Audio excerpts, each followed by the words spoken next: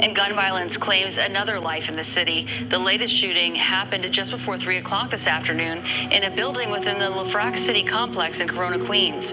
The victim, identified as Douglas Jones, was found unconscious in a stairwell on the 17th floor. Police say Jones suffered a gunshot wound to the head and was pronounced dead at the scene. So far, no arrests and no other details released by police.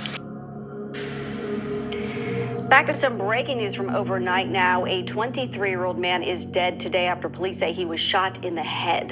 That shooting happened just before 2 o'clock along Hill Creek Circle in the city's Crescentville section. So far, no word on a motive for the shooting, and police are still searching for the suspect. And we are tracking details on several of other deadly shootings across the city of Philadelphia. A gunman shot and killed a 29-year-old man in West Philly's Mill Creek neighborhood this afternoon. It happened in the 4900 block of Aspen Street around 4. Police say they are looking for at least 4 suspects. There's no word on what led to this gunfire. In the Northeast, a 23-year-old man is dead after police say someone shot him in the head here in Crescentville. The shooting happened along the 5500 block of Hill Creek Circle just before 2 o'clock this morning. Police are still searching for the shooter. The chief was hit by a barrage of bullets. Investigators are working to learn if that was connected to the shooting. What we see on the scene down the street, they were shooting up the street in this direction. Over here, we have multiple strike marks on the buildings on the side over there. That vehicle is also part of that scene. There's no word yet on a motive for that shooting. An attempted robbery suspect is dead in North Philadelphia. Police say a person tried to rob and shot that man in the chest at 21st and Diamond. The shooting happened outside a corner store just after 4 this morning. The 30-year-old suspect died at Temple University Hospital.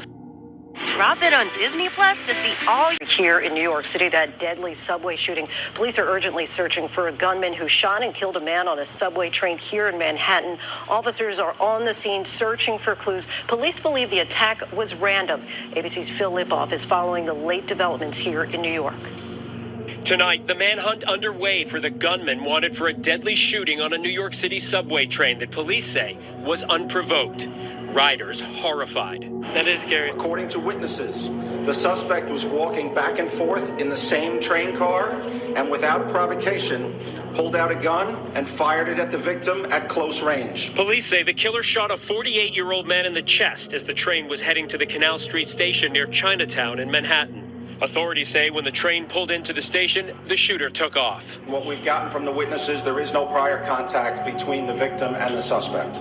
Terrifying for those who depend on the subway system here, as New York City has seen transit crime rise by more than 50% in just a year. This latest subway shooting coming on the heels of 10 people being shot when a suspect set off smoke grenades on a subway train in Brooklyn last month. But unlike that shooting, police say this time they have video of the shooter to help in their search, and still looking for the public's help. Help us find this guy, right? There's other people riding the train. We have some of them. Others who saw something, maybe somebody who took a... 16-year-old boy is recovering after being shot in Brooklyn. Happened at around 11 o'clock last night on Albany Avenue near Glenwood Road in East Flatbush. The teen was taken to Kings County Hospital in stable condition. It's unclear what led up to the shooting. Police have not made any arrests in this case.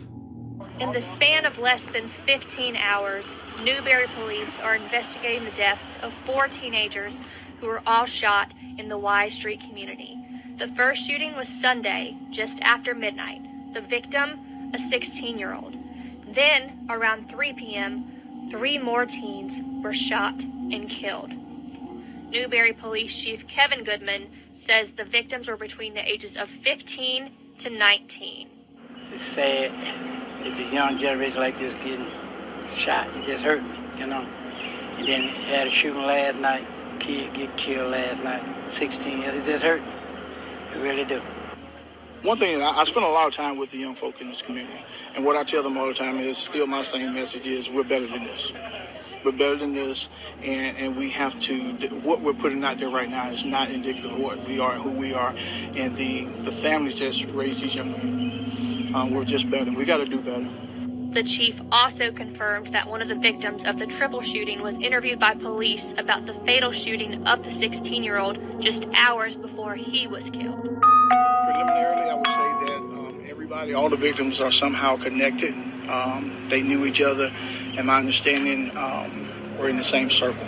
The Newberry City Police Department is heading the investigation with assistance from SLED and the Newberry County. This morning shows a 90-year-old woman being robbed on the Upper West Side. Police say the suspect seen here grabbed the elderly woman's purse from her walker and ran away.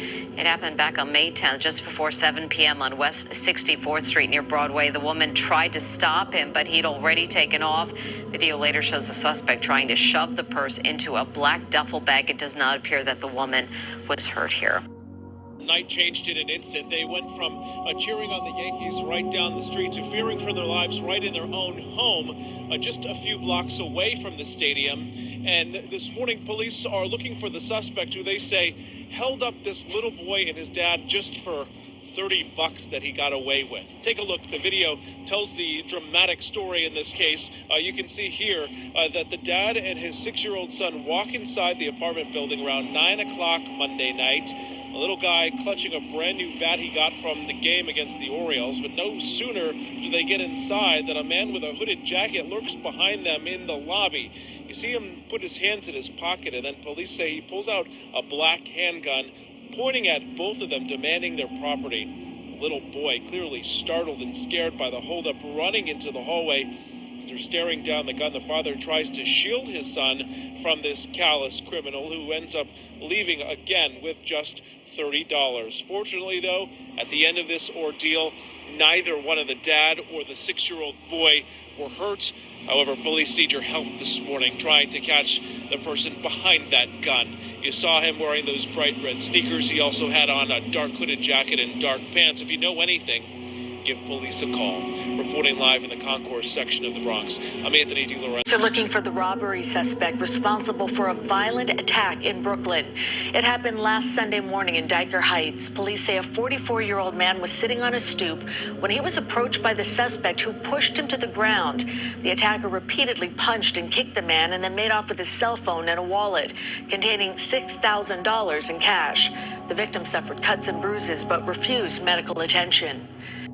Police are also looking for another suspect in another terrifying attack on the streets of Manhattan. This one caught on camera in Lenox Hill.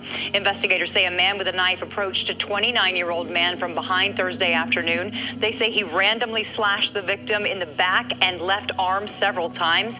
It happened on the corner of 3rd Avenue and East 63rd. The suspect then took off. The victim was treated at the hospital, and we're told he is in stable condition. After police say someone attacked a man in front of a firehouse. It happened just last Monday after midnight in the Morris Heights section. The suspect stabbed the 33-year-old victim 3 times. He was taken to the hospital in critical condition. Police released this video of the suspect. They say he has several tattoos on his arms and right hand. Today is the funeral for the subway rider. These demand change are shooting skyrocket across the city. Today, nearly 24 weapons were recovered from a high school in Queens, hours after 3 students were hurt in a shooting just steps from campus. CBS 2's Allie Bauman joins us live from Fresh Meadows with more. Allie? Jessica and Dick, sources tell CBS 2 that Mayor Adams is planning to put his NYPD top brass on notice that there's going to be some changes if police don't turn this city's violent crime around. And families affected by gun violence agree that something has to change because New York cannot continue on like this. Jeremy Santana's mother clutches his photo in Brooklyn Thursday, standing on the block where the 38-year-old was gunned down 4 days prior. It was my son that was taken away from me. In their agony, the victims' loved ones gathered, pleading for city officials to put an end to the rise in gun violence. We need more visibility of the police on the street. I see them in police cars, but we need to see them in our community, in the streets, developing a rapport. It was my brother today, but it could be your brother tomorrow. The latest NYPD data shows the number of shooting victims citywide is up 8% so far this year compared to last, and up 85% compared to 2 years ago. It's not happening in the middle of the night. It's happening in the afternoon on a busy street in a busy area where kids congregate after school. Wednesday in Queens, 3 students were shot outside Francis Lewis High School in Fresh Meadows, including a 14-year-old girl. Thursday, police released this photo of at least 4 people they're looking for. Meanwhile, the violence prompted school safety agents to bring in metal detectors. We're told they recovered 20 weapons from the students.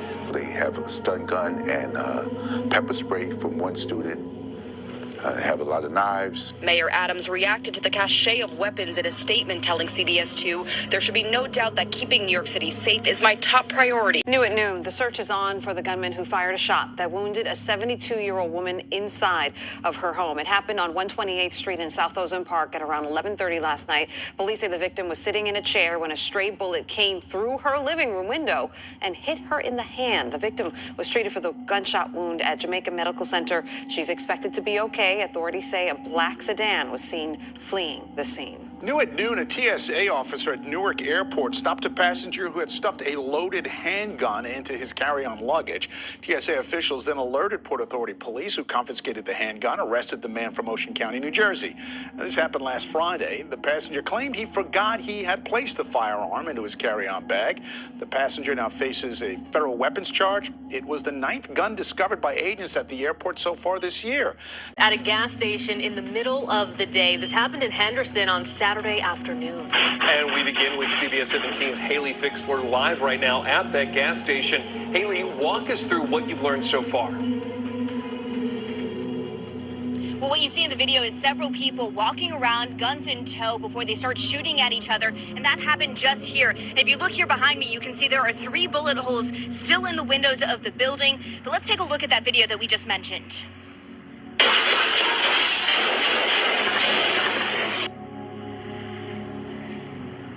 Moments before dozens of rounds are heard being fired off, you can see this man getting out of his car with a large black gun in tow. He whips it out and fires back to someone off camera. You can even see the bullet fragments and smoke in the bottom left hand of your screen. All of this happening in the middle of the day during a holiday weekend. Now, we are working to find out some more information about what happened here, what led up to those shots being fired. We'll share with you what we learned tonight starting at 4. Live in Henderson. Series of deadly shootings over the last 13 hours. Since 4 o'clock yesterday, 14 people were shot and 6 people were killed, including a 9-year-old boy and his father in Philadelphia's Wissinoming neighborhood. Eyewitness News reporter Rosti Matei is live for us this morning and has more details on this investigation. Ross. Yeah, just a horrible story, Jan. Police say that this father and son were just sitting in their car after parking near their home when they were gunned down in a drive-by shooting. Police were first called around 10:30 last night for reports of gunshots on the 2100 block of Carver Street. And when officers got there, they found a father and a son suffering from multiple gunshot wounds each. The two were taken to nearby hospitals where they were pronounced dead just minutes apart. The 9-year-old just before 11 p.m. and his 37-year-old dad just after 11 o'clock. Police believe the two had just parked near their house and they were sitting in the front seat of their vehicle when at least 2 shooters inside of a dark vehicle, possibly an SUV, opened fire on them, shooting at least 13 rounds and hitting both victims multiple times. As of last night, police were still searching for the shooters and the motive behind this shooting. Investigators are combing the neighborhood to see what private surveillance cameras might be on this block, and also nearby, around the corner, etc., that may have captured more information about the suspects that we're looking for at this time, and also. We begin with breaking news right now. A 25-year-old man is dead and 2 people are in the hospital after a shooting in the Burnside neighborhood last night, one of several shootings during what turned out to be a violent Memorial Day weekend in Chicago. CBS 2's Mugo Digwe now joins us live from Chicago Police Headquarters at 35th and Michigan to tell us about the latest in the investigation. Good morning, Mugo. Good morning, Ryan and Audrina. So unfortunately, this is something you typically expect during a Memorial Day weekend in Chicago, especially one with the great weather we saw yesterday. In all, at least 50 people were shot in Chicago this holiday weekend, and that includes the victims in this recent case from last night. Take a look at some video here. You can see several shell casings on the ground. This is near Kenwood and 93rd Street. Police say the 3 victims are in their 20s. They were standing near the sidewalk when they were shot. Ironically, we've learned the shooting happened during what was supposed to be a memorial for another shooting victim. Right now, a 26-year-old man is in critical condition. A 27-year-old man is also in the hospital. It's not clear, though, how he's doing right now. And then the other man, the 25-year-old, he's the one who didn't survive. on a day that has been super violent. Search underway to find the person who killed a father and his 4-month-old baby. This happened late last night in Monroe. Family members now begging for answers and justice for their loved ones whose lives were taken. WCNC Charlotte's Richard Devane has the latest on the investigation. He was a baby and they took his life. The pain of an aunt dealing with not only the tragic shooting death of her 4-month-old nephew, but also the child's father, her brother, Darian McClendon. Brother, he didn't deserve this. It was a simple cookout on a back porch when suddenly someone walked up and opened fire. This child was inside the house when it happened. We aren't showing her or her mother's face. And I heard gunshots, and then Shania was like, grab the baby, and then they just all fell, and then they was still shooting, and then the baby was having blood all over them. Monroe police say they got a shots fired call around 10 on Sunday night, and when they arrived at 329 Morrill Street, they found 2 houses riddled with bullets, and Darian McClendon and his 4-month-old son, Damare, both critically wounded. Both died as a result of their injuries. He had his kids, and y'all did this. Like, y'all took this man from his sister. Y'all took this man from his kids, his girlfriend. Now a family already grieving about the death of a sister killed in a car wreck just months ago, now forced to deal with 2 more devastating losses. He was my hero. He was my best friend, my everything. A bizarre murder in the 5 boroughs. Police say an overnight home invasion turned deadly in Kew Gardens, ending with a resident stabbed to death. A suspect is in custody, and Morgan Mackay has the details. He said someone was murdered across the street. I went, oh my God. That's the last thing you want to hear in the neighborhood. Neighbors were stunned on Sunday to wake up to the news that 41-year-old Yat Wong had been repeatedly stabbed within his own home. There was just so many lights and so many cop cars outside. You really don't know what to make of it, what's going on, until you realize, later on, someone was murdered, right next door to you. It's only 3 houses away. So it's a little shocking. Police say that 35-year-old Yang Zhang climbed from balcony to balcony up to the 3rd floor of this Queens apartment in order to break in and stab Wong. According to published reports, Wong's wife was inside the apartment at the time, but ran out when Zhang broke in. Neighbors say they heard possible screams from next door. When police arrived at around 2 a.m., they say they found Zhang and had to shock him with a taser in order to take him into custody. I heard the cops say, "Jumbo," like that. I heard the noise, like gunshot. Wong was pronounced dead on the scene by emergency medical services. Police say it is unclear at this time if the 2 men knew each other. This is the first we ever heard of anything like that. She apparently was the forgotten woman of NYCHA until construction workers made a terrible discovery. They saw the woman's skeleton in her bedroom while working on the top floor at South Jamaica Houses. Yeah, we are learning tonight she may have been dead nearly 2 years. Pick 7's Mary Murphy joining us now with more details. Mary. Such a sad story. The woman's name was Marilyn McMichael, and her skeleton was found on April 26th. She had 2 foster sisters who tried to report her missing back in January, but they say nobody seemed to care. Construction workers are tearing up the road outside South Jamaica Houses on 160th Street. But not too many people know about the discovery made inside the building on April 26th. I just heard it was a woman found in her bed. She was found in her bed upstairs on the 7th floor. Her name was Marilyn McMichael, and she was 54 years old. Apparently her windows were open, so the men on the scaffolding saw her in her bed, dead, skeletal form. Simone Bess Jones and Charmin McElrath are foster sisters who grew up with Marilyn McMichael, known as May, in a loving family. They said May developed emotional problems over the years and called them after the first wave of the pandemic in 2020. She wanted me to take her to the hospital. She sounded a little manic, and I was trying to explain to her they're not accepting people at the hospitals. The sisters say they tried knocking on May's door over the next year. We would never get her to come to the door. Was that unusual, or had she done it before? That was not unusual for May.